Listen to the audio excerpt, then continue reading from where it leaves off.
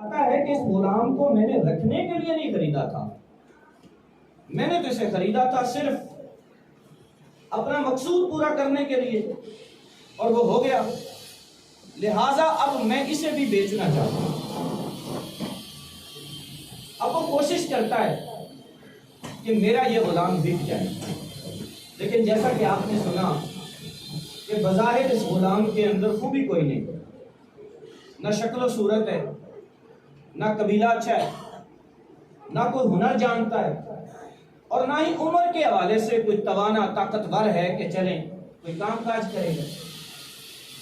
3 دن وہ شخص اسے منڈی میں کھڑا رکھتا، کھانے بھی نہیں دیتا، پینے بھی نہیں دیتا، کھڑا ہی رکھتا ہے دھوپ میں، حتیٰ کہ اس کا یہ ظلم و ستم مدینے میں مشہور ہو جاتا ہے کہ منڈی میں ایک غلام کو 3 دن سے کھڑا کیا ہوا ہے کیونکہ اس کا کوئی خریدار نہیں۔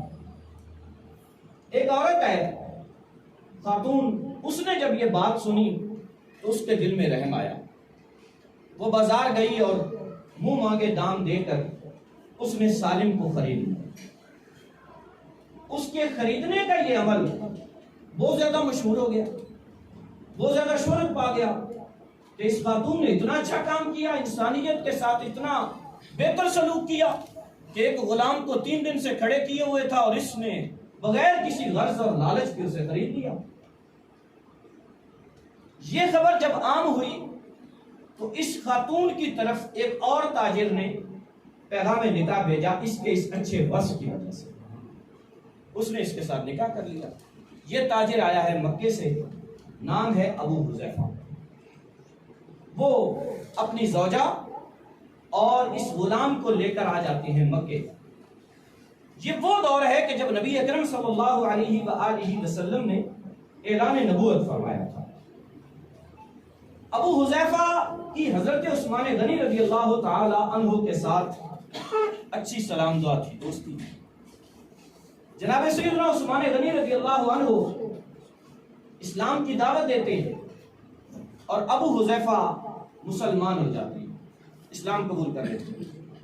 ان کی وجہ سے ان کی زوجہ نے بھی کر لیا۔ سالم نے جب دیکھا کہ میرا آقا اور ان کی زوجہ اسلام قبول کر چکے ہیں تو سالم نے بھی اسلام قبول کر لیا۔ اب سالم نے جب اسلام قبول کیا تو ان کی مالکن ان سے کہتی ہے کہ اب تو بھی مسلمان ہو چکا ہے، ہم دونوں کا دین ایک جیسا ہے اور دین بڑا محترم ہے، لہٰذا اب میں تمہیں اپنا غلام نہیں رکھ سکتا کیونکہ تو دین کے حوالے سے میرا ہم پلہ ہے، میرا برابر ہو گیا۔ اس خاتون نے پھر اپنی نیک دلی کی وجہ سے حضرت سالم کو آزاد کیا۔ اب جب یہ آزاد ہوئے نا تو یہ ان سے کہنے لگے کہ بظاہر آزادی تو اچھی چیز ہے لیکن میرے لیے تو آزادی فائدہ مند نہیں، کیونکہ میرا تو آپ کے گھر میں رہنا تھا غلام بن کے، اب آزاد کر دیا تو میرا تو ٹھکانہ ہی کوئی نہیں، میں کدھر جاؤں گا، ہنر میں نہیں جانتا، میں جاؤں گا کہاں؟ تو حضرت ابو حذیفہ اور ان کی زوجہ کہنے لگے اگرچہ ہم نے آپ کو آزاد کر دیا ہے لیکن آج سے ہم آپ کو اپنا منہ بولا بیٹا بنائیں گے، آپ ہمارے ہی گھر میں رہیں، ہمارے ہی گھر میں آپ کے لیے سب کچھ ہے۔ یہ دن میں نبی علیہ الصلوۃ والسلام کی خدمت میں حاضر ہوتے، جتنا قرآن نازل ہوتا حضور سے سنتے اور اسے یاد کر لیتے۔ یوں آہستہ آہستہ قرآن کریم یاد کرتے رہے۔ اللہ تبارک و تعالیٰ نے ہر بندے کو کوئی نہ کوئی خوبی ضرور عطا فرمائی ہوتی ہے۔ وہ علیحدہ بات ہے کہ خود اسے یا دوسروں کو بعض اوقات اس خوبی کا ادراک نہیں ہوتا، خوبی ضرور ہوتی ہے۔ ان کے اندر خوبی تھی خوش الہانی کی۔ اللہ تبارک و تعالیٰ نے انہیں عظیم قسم کی خوبصورت آواز عطا فرمائی تھی۔ یہ جب قرآن کریم رسول اللہ سے سیکھتے ہیں تو خوش الہانی کے ساتھ قرآن کریم کو پڑھتے ہیں، اتنا پیارا پڑھتے ہیں کہ یہاں ایک اور حدیث پاک سنا دوں۔ میرے آقا علیہ الصلوۃ والسلام نے ایک دن سیدہ عائشہ صدیقہ کو بلایا، ام المومنین نے آنے میں کچھ تاخیر کر دی تو نبی اکرم علیہ الصلوۃ والسلام نے ارشاد فرمایا کہ تاخیر کا سبب کیا عائشہ؟ عرض کی یا رسول اللہ میں آ رہی تھی اور مسجد نبوی سے ایک قاری کی تلاوت قرآن کرنے کی آواز آ رہی تھی، وہ آواز اتنی سریلی تھی کہ مجھ مجھ سے قدم نہیں ہٹایا گیا، میں اس قرآن کریم پڑھنے والے قاری کو سنتے بھی تھے۔ پیارے آقا علیہ الصلوۃ والسلام نے ارشاد فرمایا عائشہ ایسا ہے، چلو مجھے بھی لے چلو۔ سرکار دو عالم علیہ الصلوۃ والسلام تشریف لائے، آپ نے بھی حضرت سالم کی تلاوت کو سماعت فرمایا اور الفاظ حدیث سے غور کیجئے گا۔ فرمایا اللہ کی بارگاہ میں عرض کرتے ہوئے، مولا تیرا شکر ہے جو سالم جیسے کو میرا امتی بنایا۔ علماء کرام نے یہ جملہ لکھا نا تو لکھنے کے بعد فرماتے ہیں سالم تیرے مقدروں کے قربان، ایسا تو ہوا ہے کہ امتی رش کرتے ہیں، مولا تیرا کرم ہے کہ تو نے ہمیں امت محمدیہ سے بنایا، لیکن قربان جائیں حضرت سالم کے مقدروں کے کہ رسول اللہ ان کے بارے میں اللہ کی بارگاہ میں شکر ادا کر رہے ہیں۔ مالک کریم تیرا شکر ہے جو تو نے سالم جیسے کو میرا امتی بنایا۔ اور جب ان کا وصال ہوا تھا نا، حضرت سیدنا عمر فاروق رضی اللہ تعالی عنہ نے یہ جملہ بولا تھا، آپ نے فرمایا اگر آج سالم زندہ ہوتے تو مجھے اپنے بعد 6 لوگوں پر مشتمل کمیٹی خلیفہ کے لیے بنانے کی ضرورت پیش نہ آتی، میں سالم کو پکڑ کے خلیفہ بناتا۔ اس قدر مقام و مرتبہ پایا۔ یہ وہی سالم ہیں جب یہ ہجرت کر کے مدینے آتے ہیں تو یہ رسول اللہ علیہ الصلوۃ والسلام سے پہلے مدینے آ گئے تھے۔ یہاں پر مسجد قباء میں صحابہ کرام کی امامت کرتے تھے اور حضرت عمر رضی اللہ عنہ بھی ان کی ابتداء میں نماز پڑھا کرتے تھے۔ تو تاریخ والوں نے یہ جملہ لکھا سالم تیرے مقدروں کے قربان، یہ وہی مدینہ ہے جس میں 3 دن تمہیں دھوپ میں کھڑے کیے رکھا تھا کہ سالم بکتا نہیں، اس کے اندر خوبی کوئی نہیں۔ اور سالم نے جب قرآن کریم کو اپنے سینے میں اتارا، جب غلامی مصطفیٰ کا پٹا اپنے گلے میں ڈالا، تو آج سالم وہ ہے جن کے پیچھے امیر المومنین فاروق اعظم بھی اقتدا کرتے ہیں۔ سالم مصلی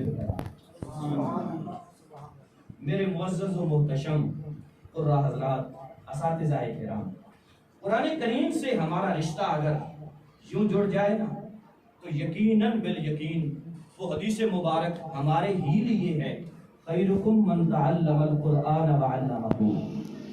لیکن معذرت کے ساتھ ہم شاید اسے صرف اور صرف کمائی کا ذریعہ سمجھتے ہیں کہ بس اسکول میں میری جاب اس سے لگی ہوئی ہے یا گھروں میں ٹیوشنیں میری قرآن کریم کی وجہ سے ہیں۔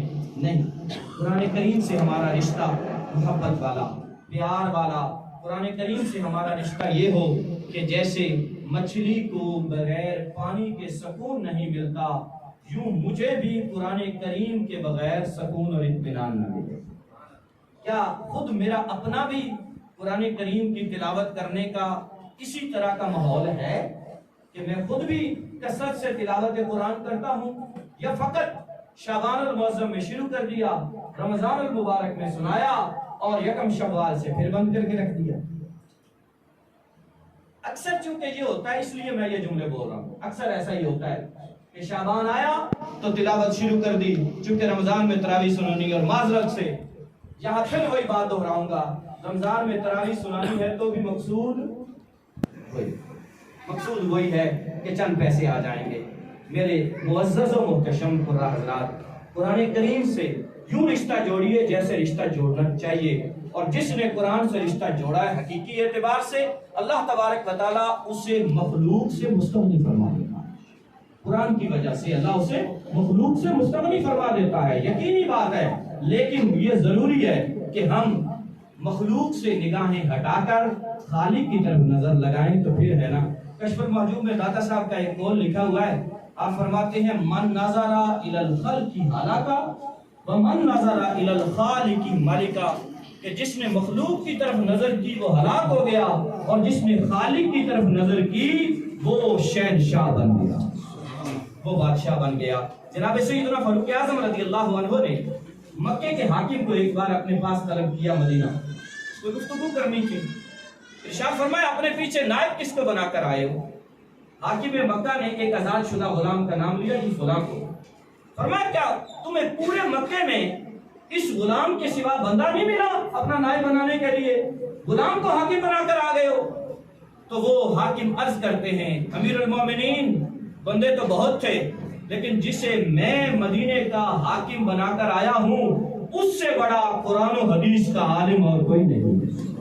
تو جناب سیدنا فاروق اعظم رضی اللہ تعالی عنہ نے ارشاد فرمایا تھا، جی ہاں آپ نے سچ کہا، میرے آقا صلی اللہ علیہ وسلم نے بھی ارشاد فرمایا تھا، جو قوم قرآن سے اپنا رشتہ جوڑتی ہے اگرچہ نسب کے اعتبار سے ہلکی ہی کیوں نہ ہو، اللہ اسے بلندیاں عطا فرمائے، اور جس نے قرآن کو پس پشت ڈالا، رسول اللہ ارشاد فرماتے ہیں اگرچہ وہ نسب کے اعتبار سے عالی ہی کیوں نہ ہو، اللہ قرآن کریم سے منہ موڑنے کی وجہ سے انہیں دنیا میں رسوا فرماتے ہیں۔